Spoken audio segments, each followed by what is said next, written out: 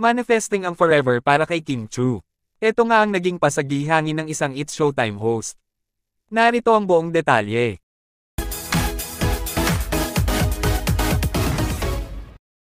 Sa naging intro segment ngayon sa It's Showtime, ay nag-perform ang bandang Nobita, at kinanta ang kanilang newest single na, Gitna. Nakinompose nila at minanifest na gamitin ang kanta sa naging wedding ni V. Cortez at Kong. Kaya naman, pumilit ang It's Showtime host at bestie ni Kimi, na si Darren Espanto, na baka sakaling makakompose ulit ng kanta ang Nobita para sa isa sa mga Showtime hosts.